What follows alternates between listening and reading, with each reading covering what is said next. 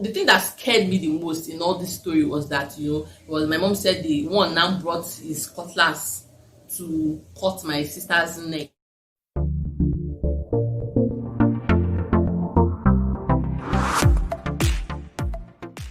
Hello everyone, welcome back to my channel. If you're coming across my channel for the first time, you're highly welcome. Thank you for stopping by. And if you're a returning subscriber,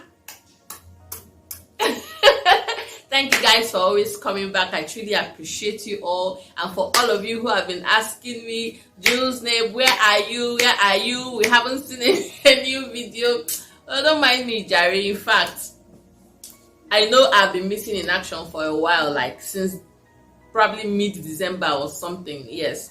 And I forgot to say Happy New Year to you all. How has your 2021 been going? It's just 1 week, I know, but man, we are expecting a lot from this year. In fact, 2020 came with a lot of issues, a lot of negativity, a lot of people lost a lot of people.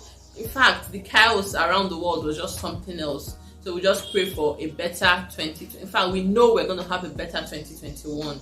Yes. So, mid-December, I decided to just take a break off social media and all that, to just take care of myself, especially my mental and emotional health.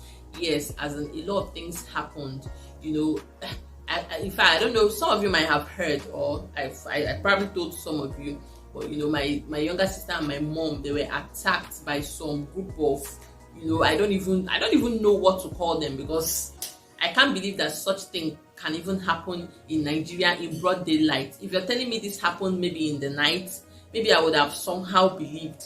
But in broad daylight, I'm talking 2 p.m. in fact. So on that fateful day, I can't remember exactly the date, but I knew it was on a Thursday. I got a call from my dad. I was at work, and it was like, that somebody just called him, that my mom and my sister, that, they were rushed to the hospital. And I'm like, what's going on here?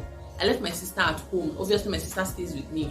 I left her at home, and my mom is obviously in her husband's house. So how did they meet up? How is it that both of them were rushed to the hospital at the same time? As in fact, when he called me, like, a lot of things were just, going on in fact, 1,000,001 things were running through my brain at that time. Like, what's happening here? What could have happened? Did they have an accident? Where did they meet? As in, what are they even doing together at that particular time and day?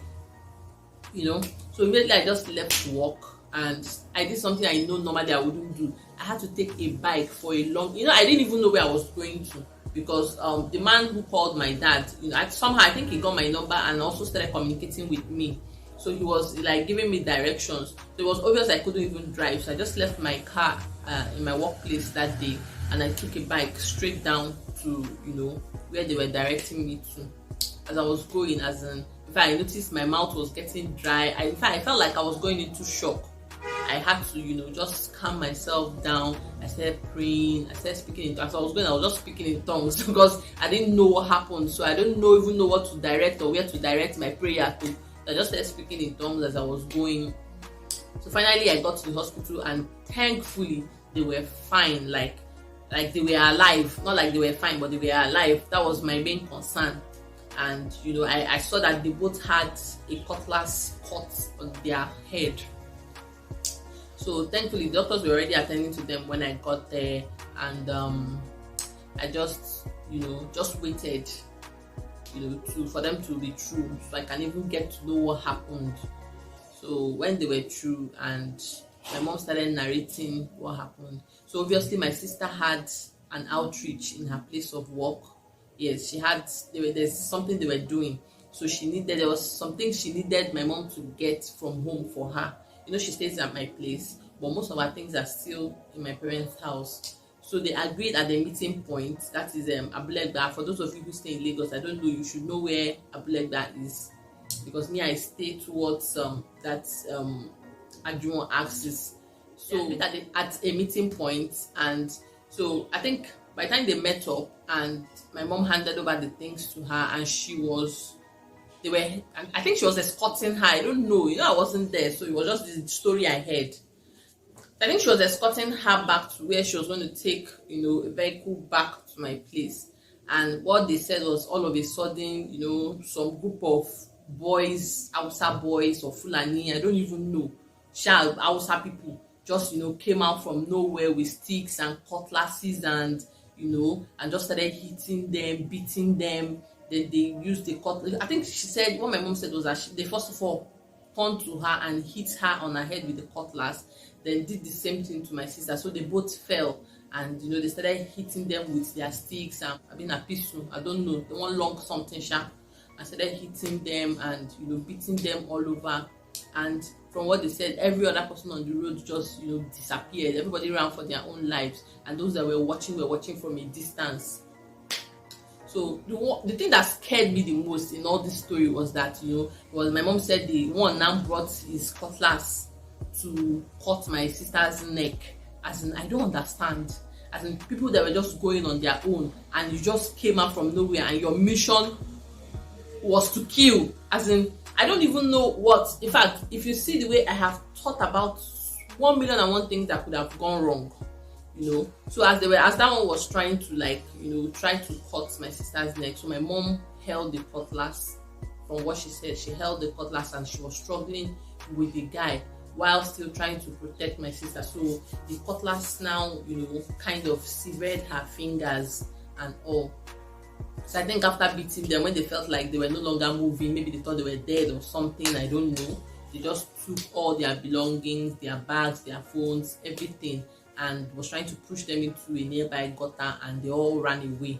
So I think the person who now rushed them to hospital was just somebody who was passing by and saw them and just took them to the hospital. So it was at that point that he probably got my dad's number from one of them and called them. My dad now called me and I started rushing to the hospital.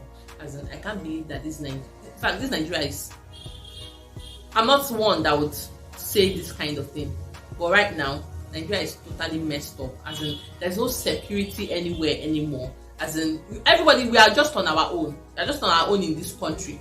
No security anywhere. How can somebody just be going on their own in broad daylight, and some hoodlums to just come out from nowhere and attack people that are just going on their own, and nobody is saying or doing anything about it? Because from what I heard from the hospital and people that were just trickling in, they said this thing is a normal occurrence in that area. Like, it has become like an everyday affair. And I'm wondering, and we have leaders in that area. We have probably a local government chairman. They have, all those councillors and all that. And are they going to tell me they are not aware of what is happening in their community, or they don't know who this set of human beings are?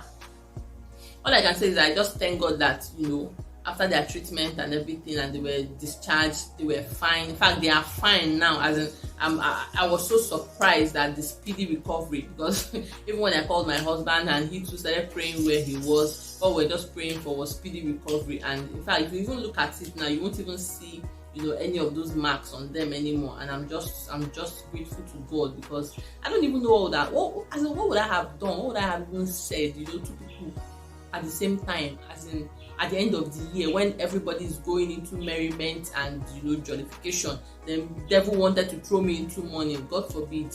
I reject it in Jesus' name. So I just thank God that they are all fine, and we all went into the new year strong and hearty, and the new year has been going on well. So I said, let me come and say Happy New Year to you guys. Yes, Happy New Year to you all. I wish you all the best in this 2021. Yes, I wish you all the best. Everything you lay your hands upon to do must prosper. Yes, and we're all moving forward together. Yes, this year is going to... In fact, 2021 is already great. Yes, it's already great. Even though they are trying to make us feel like, coronavirus is still out there and all that. Well, we still keep protecting ourselves, keep staying safe. Please wear your mask. Maintain social distancing and all the whole rules and regulations. Wash your hands frequently. We don't know which one is true and which one is not true, but let us just all stay safe. Yes, let's stay safe. So I think I'm going to be signing out from here. Yes, and before I go, if you're not yet subscribed to my channel, kindly click the red subscribe button down below. Yes, the button is just down below, red. Just click the red subscribe button to join my family, and don't forget to turn on the notification bell so you get an alert once I upload a new video. Yeah, and this is bye.